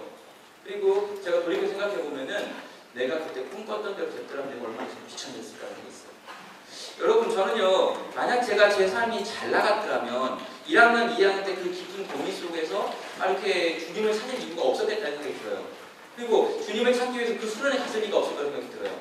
그리고 그때 만약에 리더가 돈을 내놓다라고 하는 말을 너무 이야기 길어져요. 그러니까 막 이렇게 생각해 보니까 있잖아요. 내가 실수했던 거, 사기 많았던 거, 이렇게 내가 치였던 거, 내가 좋아했던 거 이런 거 해가지고 안 됐던 것들에 모아보니까 지금 잘된 내 인생이 있어요. 제가 이제 어젯밤에도 이렇게 집에 방에 들어가가지고 보는데 원영이가 잘생긴 거 이렇게 오르다리 이뻐. 이게 안 했던 거 같아요. 내가 이렇게 어떻게 이렇게 아름다운 가정을 이뤘을까? 이런 생각이 갑자기 생각이 가만히 있는 여러분, 저는 또 여러분을 보는데요. 저랑 같이 사역했던 이 강사님 오셨잖아요. 현진장님 오셔가지고 강의를 끝낸 다음에 저한테 이야기를 하는 거죠. 원래는 끝내고 집에 갈 생각이었는데 이 청년들을 보니까 집에 가고 싶은 마음이 없대요. 그리고 강의를 하는데 최근 자기가 10년 동안 돌아다니면서 여러 청년들한테 강의를 했는데 이렇게 잘 듣는 애들을 본 적이 없대요. 제가 보기엔 한 사람 돌았는데 착한 게 있어요. 근데 이렇게 잘 듣는 사람을 본 적이 없대요. 그리고 자기가 충격적인 게 뭐였냐면 말씀을 듣겠다고 서가지고 이렇게 말씀을 듣는 공동체를 본 적이 없대요. 대부분 다 그냥 거기서 자도 괜찮다는 분위기인데 서가지고 그렇게 예수와 말씀을 듣는다는 것들을 보면서 굉장히 충격적이었대요. 그러면서 저한테 무슨 말 하냐면 연애하면 진짜 좋겠다 이런 얘기를 하는 거예요. 제가 이렇게 기뻤던 거죠. 그 형이 그렇게 좀 기분이니까. 제가 생각해보니까요, 제가 누구간데 여러분을 섬깁니까? 제가 누구간데 예리사 공동체에서 여러분에게 말씀 전하고 또 상담하고 신방하고 제가 웃기지도 않은 이야기 하는 여러분 왜 웃는 걸까요? 여러분 제가 이렇게 저렇게 생각해보니까요, 제 일상의 많은 것 속에 주님이 이미 간섭하셨어요. 이것들을 기억하지 않고 생각하지 않으니까 계속 하나님 내게 뭘 해주셨나요? 이렇게 얘기하는 거죠. 계속 그 이야기 하나 있어요. 하나님 언제 나를 도와보셨나요? 아니 안 돌아봤으면 멈추신 적이 없다니까요. 그러니까 조금만 생각하면 되는데 생각을 안 해요. 생각했다가는 주님께 감사할까봐 생각을 체크를 안 하려고 노력하면서 안 하신 것들만 체크해 놓고요, 안 하신 것들만 말하면서 계속 원망을 하는 거예요. 그래서 원망에 설득이 돼가지고 하나님 이제 미워지는 거죠. 아닙니다 여러분. 예수님께서요 이 제자를 다 모아놓고 이 7명 제자들밖에 없는데 걔들 모아놓고요 도시락 다 준비하면서 고기 바꿔가지고 먹이면서 그들의 일상 속에서 3년 동안 계속 섬기셨던 주님의 모습을 나누시는 거죠. 여러분 거기서 있잖아요, 이 모임 안에서 회복이 일어나는 거예요. 치유가 고기 먹으면서. 제가 이 고기와 치유와의 연관성에 대해서 깊이 연관되어 있다는 얘기를 했어요. 함께 고기를 먹을 때 우리가 서로 친해진다. 그래서 고기를 많이 먹으면 더 친해진다. 그러나 돈이 많이 들기 때문에 싼 고기를 먹어야 되면 될 수 있으면 고기 뷔페를 가라. 고기 뷔페를 간다면 고기 제일 낫다. 이런 얘기를 많이 고기를 먹는 것, 이건 우리가 함께 친해질 수 있는 강력하고 견고한 방식이에요. 주님도 그렇게 했는데 방법이 달랐던 건 주님은 물고기였고 우리는 물고기라는 거 달라요. 자, 이렇게 회복이 일어나는 것 같습니다. 예수님은 제자들을 회복시키기 원하셨고요. 그 회복의 방법으로 2가지 이벤트를 보여줬어요. 예수님께서는 특별히 첫사랑을 회복할 수 있는 첫사랑 이벤트를 다시 한번 보여주셨고요. 이 세레나데를 다시 한번 불러준다고 생각하면 돼요. 그리고 예수님께서 직접 밥을 챙겨주시면서 그 마음에 있는 것들을 표현하셨어요. 그리고 여기 있는 이 제자들이요, 예수님과 함께 밥을 먹으면서 이 아침에 교제하면서 이 아기가 깨어있는 해변에서 같이 모닥불 펴놓고 같이 막 이야기하고 막 먹으면서 막 이렇게 즐거워졌어요. 그리고요, 그 예수님과 떨어져 있던 이 간격이 있었잖아요. 예수님을 부인할 때 생겼던 그 많은 가운데 있는 큰 부담, 벽, 담 이런 것들이 허물어지기 시작했습니다. 그리고 다시 예전처럼 예수님께 말을 걸어요. 그 다시 예전처럼 이렇게 요한이 예수님한테 머리를 이렇게 기대요. 예수님 옛날에는 이렇게 했죠. 부활했는데도 안 쓰러지네. 당연히 투명 인간 아니네요. 귀신 아니군요. 하면서 이러는 거죠. 옷장에 구멍 났네요. 이렇게 하면서. 한번 보세요. 구멍 나 있잖아요. 이렇게 해요. 아래 있는 구멍 때문에 이제 바다 못 보거든요. 이런 얘기더라고요. 여러분 예수님께서 유명한 얘기 보세요. 갈릴리 호숫가에서 이렇게 배에 얼려있으면 올려버렸어요. 올라오는데 욕을 주는 거예요. 배 발에 구멍이 뚫려가지고 우리 쓰니까 못 들어오시고 해변에 서 있던 거예요. 몰랐죠? 저만 알고 있는데 예수님 그 전에는 충분히 걸을 수 있었는데 요즘은 못 보였으니까 구멍 난 것 때문에 서 있어가지고 구멍 난 예수님의 발 앞으로 주님이 못하시니 한게 더 생겼어요. 갑자기 그런저런 이야기 막 농담담하게 하면서 이제 굉장히 친한 분위기가 됐는데, 여러분 이 친한 분위기가 되었음에도 불구하고 이 분위기 가운데 들어올 수 없는 사람이 하나 있어요. 누굴까요? 우리의 주인공, 우리의 사람, 우리의 귀염둥이 베드로 형님입니다. 여러분 베드로가요, 예수님이 주다라는 말을 했잖아요. 요한이 주시다 그랬어요. 주시다. 그리고 딱 보니까 주님이에요. 물고기 잡히는 거 보니까 주님이에요. 오, 이 주님? 갑자기 순간 확 또 마음이 탁 타가지고요. 그걸 다 뒤로 쓰고 바다에 점핑했습니다. 그리고 자유로 가요. 얼마나 빨리 쓸까요? 그리고 뒤에 이제 배가 오죠. 딱 이렇게 올라왔습니다. 해변에. 막 물이 막 좀 흐르겠죠. 막 무겁고. 근데 주님이 딱 여기 서 있는 거예요. 기다렸으니까. 주님하고 이렇게 베드로가 만났죠. 만나가지고 원래 베드로는요, 주님! 안 해야 되는데 막상 이렇게 주님 딱 안으려고 하고 주님과 눈을 딱 마주치는데 베드로가 갑자기 하나씩 작아지는 장면을 발견하는 거예요. 여러분이라면 그 순간에 주님을 끌어안을 수 있을까요? 왜요? 어떻게 해요? 며칠 전에 그 대제사장의 뜰에서, 여러분에게는 어제잖아요. 어젯밤에 대제사장의 뜰에서 그 저녁에 예수님이 고난당하시는데 그 고난당하시는 예수님 옆에서 그 예수님이 들리는 자리에서 큰 소리로 예수님을 세 번 부인했단 말이에요. 뜻과 의지를 가지고 난 당신과 아무 관계 없다라고 말하면서 이 제자들을 대표해가지고 베드로가 큰 소리로 외쳤단 말이에요. 그때 예수님과 눈이 마주쳤잖아요. 근데 그때 그 예수님의 눈에 들어있는 사랑을 봤어요. 그리고 자기가 있던 게 얼마나 비열하고 치욕절한 일인지 봤어요. 자기가 얼마나 심각한 배신자며 악한 자인지 봤어요. 너무너무 큰 고통 때문에 밖에 나가서 심하게 통곡하며 울었어요. 여러분, 심하게 통곡하고 울었는데 주님이 부활하셨어요. 처음 나타나가지고 잠깐 있다가 또 두 번째 나타나서 잠깐 있다가 갔기 때문에 그건 괜찮았어요. 그냥 잠깐 보면 괜찮았어요. 근데 다른 제자들이 지금 아무도 없고 다른 제자들은 다 뒤에 배에 노젓고 있고 자기만 혼자 탁 해변을 섰는데 해변에 있는 예수님과 단둘이 만났어요. 근데 예수님이 눈을 딱 들어봤는데 예수님이 그 대제사장의 뜰에서 자기를 보고 있던 표정과 똑같은 표정으로 사랑이 가득한 눈으로 베드로야 왔니? 이렇게 합니다. 여러분이 만약 베드로라면 그 순간에 예수님을 향해 뛰어갈 수 있을까요?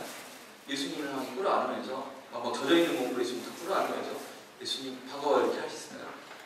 여러분 이상하게도요, 베드로가 그렇게 수영을 해가지고 해변에 먼저 도착했을 텐데 성경에 있는 이 요한은요, 베드로와 예수님의 뜨거운 상봉 장면을 기록하지 않아요. 왜요? 없었으니까요. 베드로가 수영을 시작한 거예요. 그리고 수영해서 가다 보니까 물고기 배보다 자기가 훨씬 빨리 가고 있어요. 근데 갑자기 있잖아요. 자기가 막상 이 해변에 올라가서 그 주님을 만나서 올라갈 수 있을까라고 하는 생각이 들어요. 그 짧은 100m라고 하는 시간을 수영해 가는 동안에 내가 저기에 올라가서 그분과 단둘이 있다면 나는 도대체 그분에게 어떻게 할 수 있을까 생각해요. 자기가 그분을 향해 내뱉었던 그 저주하며 맹세하며 했던 이 자기 부인의 그 주님에 대한 부인에 대한 메시지가 기억이 나는 거예요. 그리고 그때 그 비참한 얼굴로 삐어져 있는 분, 침뱉음을 당하고 더럽혀짐을 당하고 많이 맞아 멍들어 있고 피나고 있는 그 주님의 눈에서 보았던 그 사랑이 자기에게 밀려왔던 게 기억나는 거예요. 밤새 통곡하며 울었던 그날 밤에 기억이 나는 거죠. 예, 베드로가 그래도 수영을 계속했어요. 그래서 베드로 수영을 한 다음에 해변에 딱 일어났습니다. 예수님이 서 있습니다. 환하게 웃으면서 베드로야 이리 오라 그래요. 근데 여러분, 베드로야 이리 오라고 하시는 그 예수님 뒤편에 보니까 모닥불이 펴져 있고 물고기가 있고 여러분 거기에 구운 돌이 있고 거기에 떡이 있어요. 여러분 베드로의 눈에는요 물고기나 이 구운 돌에 있는 떡이 보이는 게 아니라 그 모닥불이 보이죠. 여러분 이 모닥불이 어떤 모닥불입니까? 대제사장의 뜰에서 베드로가 예수님을 부인할 때 베드로는요 모닥불 곁에 앉아가지고 모닥불 쬐고 있었어요. 이 대제사장의 뜰에 대해서 묘사할 때 성경은요 모닥불이 있었다라는 것을 묘사하고 있어요. 여러분 그가 대제사장의 뜰에서 보았던 그 모닥불이 바로 지금 이 해변에도 예수님 뒤편에서 지표 올라오고 있는 거죠. 여러분 이 두 가지 그림은요 베드로로 하여금 그날 밤 그때 3번 예수님을 부인했던 모습을 떠올리게 했던 거예요. 제자들은 다 모릅니다. 제자들은 다 예수님과 함께 둘러 앉아가지고 같이 식사를 합니다. 물론 베드로도 그 식당에 앉아가지고요, 같이 거기서 고기를 먹고 있어요. 그러나 여러분, 베드로가 예전에 앉았다면요, 예수님의 우편에 앉았을 거예요. 예전에 베드로였다면 예수님과 많은 대화를 했을 겁니다. 그런데 베드로는요, 예수님으로부터 가장 멀리 떨어진 곳에 앉아서 아무 말 없이 고개를 숙이고 떡을 먹고 있어요. 여러분, 이걸 어떻게 아냐고요? 성경에 나와 있어요. 여러분, 예수님께서 그렇게 앉아가지고 같이 이렇게 고기를 먹고 떡을 먹다가 갑자기 이렇게 이야기합니다. 너희가 가진 것, 너희가 방금 잡은 것 중에 몇 마리를 가지고 와라. 여러분, 이건 무슨 말일까요? 예, 고기가 부족하단 말이죠. 근데 여러분, 예수님이 준비한 식단에서 고기가 떨어질 수 있나요? 예수님이 이 제자들의 식성을 몰랐나요? 예수님이 능력이 없어가지고 물고기 7마리밖에 못 가져온 걸까요? 7마리 갖고 와야 되는데 4마리 갖고 온 걸까요? 아니죠. 예수님은 충분히 물고기를 준비할 수 있고 제자들의 식성이 어떤 건지 알고 그 이전에 어떻게 했는지도 다 알고 있습니다. 예수님이 결코 물고기를 덜 준비할 수 있는 분이 아니라는 거예요. 근데요, 여기서 갑자기 예수님께서 너희가 잡은 물고기 몇 마리 더 가지고 와라라고 이야기해요. 여러분, 그리고요, 이 명령을 누가 듣고 있냐면 베드로가 하고 있습니다. 여러분, 이런 시다치는 일은요, 동생들이 해야지 형이 하는 게 아니에요. 이 시다치는 말은 누가 모르는데 이런 허접스러운 소신부로는요, 막내들이 하는 거예요. 이런 중요한 자리에서 이런 생각해 보세요. 그러니까 옆에서 베드로가 막 예수님하고 이야기하면서 이렇게 제자들을 대표로 이야기해야 되는데 베드로가 가가지고 물고기를 들고 온다. 이게 굉장히 이상한 일이라는 거죠. 물론 뭐 성김의 제자도 이런 이야기하면서 베드로가 이런 성김이 있다 이렇게 말하는 건 뻥이에요. 그건 아니에요. 지금 베드로가 그 말 딱 듣는 순간 거기에 있는 7명이 이렇게 있는데요, 예수님께서 물고기 좀 더 가지고 올 했더니 베드로가 벌떡 일어서는 거예요. 이렇게. 왜요? 베드로가 그 자리에 너무 불편하거든요. 그 화기 애매한 이 분위기, 막 이렇게 화기 애매해요. 막 이렇게 너무 막 좋은데 그 속에 있는 자기가 너무 불편해요. 근데 그때 갑자기 주님께서 말하는 거죠. 물고기 좀 더 가져올래? 이런 얘기하는 거죠. 아, 기회다. 이 자리를 비껴날 수 있는 기회. 그래서 베드로가 있잖아요, 일어나서 배를 향해 가는 거죠.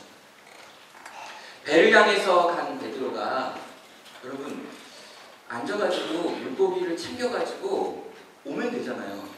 여러분, 물고기 몇 마리 갖고 오고 하는 거지 다 갖고 오라고 안 했어요. 주님 몇 마리, 아침에 먹을 거 몇 마리 부족한 거 갖고 와라. 그러면요, 정상적으로 이 심부름을 하는 사람이라면 가가지고요, 물고기 몇 마리를 챙겨서 와서 다시 거기서 구웠을 거예요.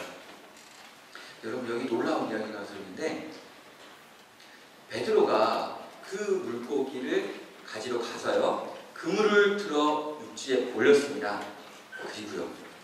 그리고요 물고기 숫자를 세고 있어요. 여러분, 안 믿으세요? 그거 믿어야 되는데. 여러분, 이거 요한복음 21장 이거 너무 중요하니까 너무 중요한 부분이에요. 그래서 한번 읽어보셔야 되는데, 여러분 보세요. 예, 11절. 10절과 11절 나와 있습니다. 여기 보면요, 예수님께서 이르시되 지금 잡은 생선을 좀 가져오라 하시니 시몬 베드로가 배 위에 올라가서 그물을 육지에 끌어올리니 가득 찬 큰 물고기가 153마리라. 이같이 많으나 그물이 끊어지지 아니하니라. 그럼 이거 그냥 보면은 그렇구나 생각하는데요, 물고기가 그물에 있는데 그물에 있는 물고기를 육지에 끌어올려서 물고기를 한 마리 한 마리 세려면요, 물고기 아직 죽어 있는 거 아니에요. 막 살아있어요. 방금 잡은 것들이에요. 튀고 있는데 혼자서 이걸 한 마리, 두 마리, 네 마리. 여보세요, 여러분, 153마리다. 여러분, 물고기 세는데 30분, 더 그러면 이렇게 막 늦자까지 비었으면 1시간 걸릴 수 있어요. 그리고요, 베드로 이 모습 보세요. 그물이 찢어지지 않아요. 그물까지 점검하고 있어요. 여러분, 지금 하나님께서 구원하셔가지고 지금 와가지고 같이 교찬하면서 막 이야기하고 있어요. 저쪽에서 막 제자들도 예수님 막 뽑히고 있습니다. 이야기가. 그리고 제자들이 물어봤겠죠. 아, 주님 부활하는데 부활하시고 아버지 만나고 싶죠? 천국 어떻게 생겼어요? 막 이렇게 물어보니까 묻고 싶은 너무 많습니다. 막 즐겁게 대화하고 있습니다. 근데요, 베드로는요, 지금 배 뒤에 와가지고요, 이거 올린 다음에 물고기 한 마리, 물고기 물고기 3마리, 4마리, 5마리. 주님만 보기 예, 153마리의 큰 물고기를 셈하고 있는 베드로가 여기 나와 있죠. 여러분, 베드로가 왜 그랬는가? 여러분, 그 자리가 너무 불편한 거예요. 그 모닥불가가 너무 고통스러운 거예요. 그 예수님의 편한 얼굴이 너무 고통스러운 거고요. 예수님의 그 그윽한 눈빛이 너무 고통스러운 거예요. 제자들, 너네도 다 배신했는데 거기서 편하게 앉아있는 걸 보니까 또 짜증이 나는 거예요. 아니, 도대체 난 뭐냐는 거예요. 지금 나의 이 비참함과 고통은 또 뭐냐는 거죠. 그래서 배 뒷창에 와가지고요, 물고기 헤아리면서 쭈그리고 앉아가지고 혼자 울면서 물고기 헤아리고 있는 거죠. 여러분, 예수님의 두 가지 이벤트는요, 제자들의 마음을 회복시키는 유효했습니다. 그러나 이 두 가지 이벤트 속에서 베드로는요, 더 비참한 자기를 발견하죠. 예, 난 진짜 베드로가 아니구나. 난 진짜 게바가 아니야. 난 진짜 시몬이야. 나는 도무지 저분 앞에 가서 웃으면서 저분의 얼굴을 바라볼 수가 없어. 저분을 향해 가가지고 안아드릴 수가 없어. 저분을 향해 가가지고 사랑한다고 말할 수가 없어. 저분을 향해서 다시 회복시켜달라고 고백할 만한 힘도, 그럴 만한 납작도 내게는 없어. 나는 그분 앞에 나갈 수 없어. 베드로는요, 그 배 옆에서 물고기 153마리를 세면서 그런 마음과 그런 생각들을 가지고 있었던 거죠. 식사가 끝났습니다. 예, 이 모든 이야기가 끝났고요. 식사가 끝났고요. 사람들이 이제 정리하기 시작해요. 근데요, 그때까지 베드로가 아직 안 돌아왔습니다. 그 예수님께서 이 베드로에게 가시죠. 요한은 이걸 이렇게 기록해요. 사람들의 무리 가운데서 떠나 베드로를 보시고. 그리고 베드로가요, 그때까지 물고기 세고 있는 거예요. 다 끝났는데. 예수님께서 따로 베드로를 찾아오신 거죠. 그리고 따로 찾아오신 이 예수님께서 베드로를 딱 불러 세우셔서 다시 1대1로 이야기하기 시작한 거예요. 전 이걸 세 번째 이벤트라고 말했죠. 여러분, 이 세 번째 이벤트는요, 많은 제자들을 위한 게 아니라 단 한 명 베드로를 위한 이벤트예요. 베드로를 딱 세워놓고 도망갈 수 없게 붙잡은 다음에 베드로를 이렇게 물어봅니다. 요한의 아들 시몬아, 내가 이 사람들보다 나를 더 사랑하느냐? 여러분, 이 질문 되게 비묘해요. 내가 이 사람들보다, 다른 제자들보다 나를 더 사랑하는 줄 사랑하느냐? 베드로가 맨날 했던 말이 뭐냐면, 이 사람들은 다 주를 떠나도 난 떠나지 않겠습니다. 이 사람들은 다 버려도 나는 주님을 안 버릴 거예요. 쟤들은 안 돼도 안 돼요. 하고 했던 얘기가 있는데요, 예수님의 질문이 정확하게 그 이야기를 하고 있는 거예요. 네가 이 사람들보다 나를 더 사랑하느냐? 네가 맨날 그렇게 말했던 거 그대로 정말 넌 나를 사랑하느냐라고 물어봐요. 요한의 아들 시몬아, 내가 이 사람들보다 나를 더 사랑하느냐? 베드로는 이 질문 앞에서 익숙했던 그 대답을 하고 있습니다. 내가 당신을 사랑하는 줄 당신께서 아십니다. 나는 당신을 사랑합니다. 나는 당신을 사랑합니다. 라고 한 이야기를요, 3번에 걸쳐 했죠. 저는 지난번 수련회 때 요 3번에 걸친 질문과 이 3번에 걸친 답변이 갖고 있는 의미가 어떤 것인지 진지하게 좀 길게 살펴봤던 기억이 있어요. 그래서 오늘은 그거는 안 하고 넘어갈게요. 그렇게 하면 또 여러분이 실망할까봐 간단하게 정리해야 되긴 하겠어요. 여러분, 이 1, 2, 3이라고 하는 이 3번의 방법이 다 되게 독특해요. 예수님께서 아가페로 물어보셨고 난 필레오로 대답하고, 아가페로 물어보고 필레오로 대답하고, 예수님께서 결국 필레오로 대답했더니 크게 걱정하면서 근심하면서 나는 주님을 필레오 하겠습니다라고 고백하죠. 그랬더니 예수님이 아가페라고 말하는 거예요. 이렇게 아가페, 필레오라고 하는 것을 통해가지고 보여주고 있는 모습도 있습니다. 이 모습을 여러분 점검하면서요, 정말 우리가 주님을 사랑한다고 하는 고백이 결국 아가페가 아니라는 것에 대해서, 기껏 우리가 하는 고백 자체가 필레오라는 것에 대해서, 그리고 여러분 필레오라고 하는 것조차도 우리가 사실 할 수 있는 존재가 아니라는 것에 대해서 여러분이 잘 깨닫고 또 고민하고 정리할 수 있었으면 좋겠습니다. 여러분, 이것들 다 종합해가지고요, 제가 정리하고 싶은 건 3번째예요. 주님께서 3번째 물어보시는 거예요.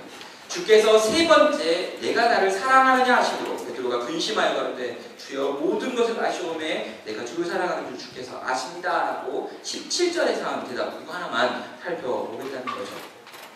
베드로가 첫 번째, 두 번째로 주님이 물어보셨을 때는 크게 고민하지 않고 그것에 대해서 내가 그럴 수 있습니다 라고 말했어요. 내가 할 수 있습니다. 내가 사랑할 수 있습니다 라고 하는 자기 긍정의 말을 했어요. 근데요, 여러분, 이 두 번에 걸친 자기 긍정에 대한 말을 했을 때 세 번째 주님이 또 물어보시는 거예요. 네가 정말 나를 사랑하느냐? 라고 물어봤어요. 그랬을 때 이 세 번째라고 하는 말을 들었을 때 베드로가 있잖아요. 언뜻 주님을 세 번 부인했던 것과 세 번 주님이 물어보시는 것이 또 이렇게 오버랩되는 걸 경험하는 거죠.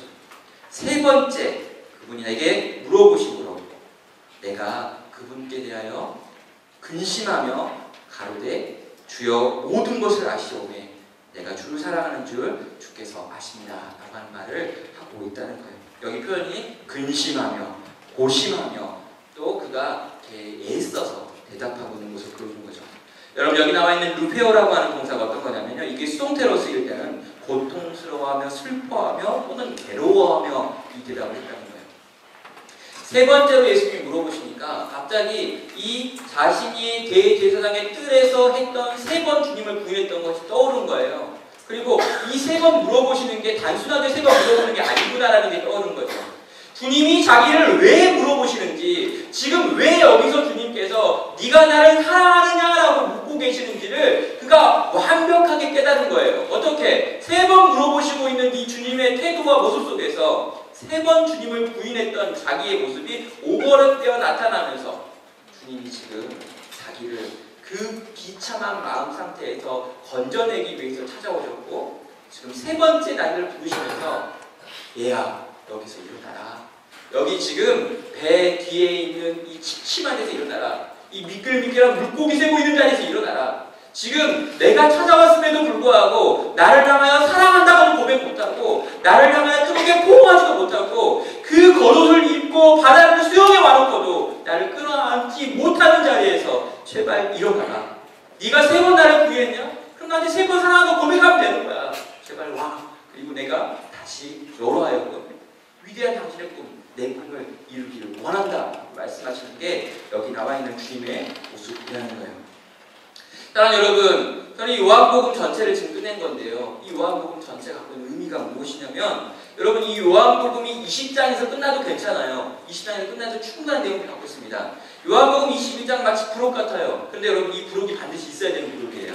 왜 이 요한복음이 있어야 되냐고요? 여러분, 이 요한복음이 쓰여질 당시가 어떤 시대냐면요, 예수 그리스도를 믿었던 사람들이요, 수없이 많은 로마 황제들의 핍박 속에서 죽임당하고 있었는데요. 여러분, 가장 강력한 핍박이 있었던 때가 요한이 성경을 기록하고 있는 때입니다. 그래서 요한계시록에 보면은요, 고난받고 핍박당하는 성도의 모습이 많이 나와 있죠. 여러분, 이 요한계시록의 때와 이 요한복음의 때가 거의 유사해요. 그렇다면 지금 이 요한복음을 기록하고 있는 요한의 입장에서는요, 요한이 살고 있는 그 시대, 다른 제자들이 이미 다 죽어버렸지만 남겨진 요한이 살고 있던 이 고난과 핍박이 극심했던 시대를 살고 있는 성도들에게 이야기가 필요한 거예요. 근데 그들에게 들려준 이야기가 무엇입니까? 이 이야기인 거예요. 네가 주님을 세 번 부인했다고 했더라도 주님은 너에게 찾아와가지고 다시 회복시키고 다시 회복시키고 다시 회복시켜서 당신의 나라를 이뤄가길 바라는 거예요. 너 로마 황제 앞에서 그 칼과 그 창 앞에서 그 불 앞에서 그 짐승들 앞에서 주를 부인했니? 또 부인했니? 네 생명 건져보겠다고, 그렇게 네 생명 건져보겠다고 또 주님을 부인했니? 그런데 그렇게 세 번 부인했던 베드로가 주님이 찾아오셔서 또 말씀하시고 또 말씀하시고 또 사랑을 고백하게 하심으로 다시금 이 사도의 자리에, 이 사랑하는 어부의 자리에 세웠다면 지금 주님을 배신하고 부인했다고 해서 주님께 떨어져 있는 너희요, 다시 돌아올 수 있고 다시 회복될 수 있고 다시 주님께 나아갈 수 있단다 라고 하는 이야기를 들려주기 위해서 요한은요, 요한복음 21장에 마치 부록처럼 이 베드로의 이야기를 남겨놓았다는 거예요. 다음 여러분, 말씀을 맺겠습니다.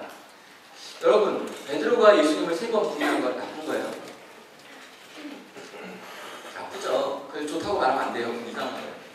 근데 제가 이 말씀을 묵상하는데요, 너는 세 번 부인이라는 게 있어요.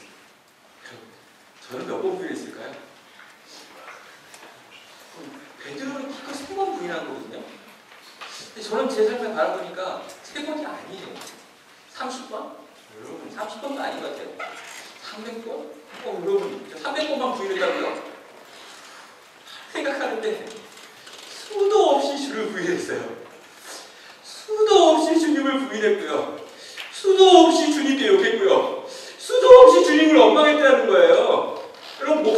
된 다음에도 주님 원망한 적이 많았어요. 그 전에 더 많았고요. 여러분 한번 진지하게 물어보고 싶어요. 주님을 부인한 적이 여러분 몇 번이에요? 베드로한테 3번 부인했다고 욕했죠. 저런 사람이 남자도 못하고. 이제 생각하는데요. 이렇게 묵상하는데요. 베드로는 주를 3번 부인했는데 우리는 그보다 훨씬 더 많이 주를 부인하려고 합니다. 그럼 그때 이 베드로를 찾아오신 예수님의 목소리가 들려진 거죠. 요한의 아들 시몬아, 네가 다른 사람들보다 나를 사랑하냐? 영민아, 네가 다른 사람들보다 나를 사랑하냐? 영민아, 네가 다른 사람들보다 사랑하냐? 제가 1000번 주를 부인했더니 주님이 1000번 찾아오셔서 영민아, 네가 나를 사랑하냐? 1000번째 주님이 말씀하시기에 제가 그제서야 주님이 뭐 하려고 나한테 그렇게 말씀하신 줄 깨닫고 심히 근심하며 걱정하며 주님께 대하여 내가 주를 사랑하는 줄 주님이 아시지 않습니까? 저 주님 사랑하는 거 맞거든요. 모자라고 못나고 약하고 부족하고 계속 배반하고 있긴 하지만 그래도 주를 사랑하는 게 맞으니까요. 그래서 주님께 정말 부끄러운데 내가 주를 사랑하는 줄 주님이 아시죠? 그랬더니 주님이요, 내 양을 치라. 내가 생명으로 건진 주의 믿는 교회를 섬겨라. 내가 너에게 보낸 이 양들을 돌봐라. 먹여라, 입혀라, 돌봐라. 또 이렇게 서서 교육받죠. 사랑하는 여러분, 베드로를 3번 부인했지만요, 아니요, 그보다 훨씬 더 많이 부인했다 할지라도 우리 주님이 찾아오셔서 또 물어보시며 또 물어보시며 또 회복시키고 또 회복시켜서 결국에 이 시몬은 개가가 될 것입니다. 결국에 이 모자란 믿음까지 우리는 주님을 사랑한다고 고백할 수 있는 사람이 될 것입니다. 우리는 다 연약하고 흔하고 보잘것없는 자들이지만 결국에 이 주님의 끊임없이 찾아오시는 사람 속에서 견고한 하나님이 원하시는 반석이 되어질 것입니다. 이 주님 앞으로 함께 나아갈 수 있는 우리 모두 되기를 주님의 이름으로 축원합니다. 우리 같이 한번 찬양하고요. 기도로 나아가겠습니다.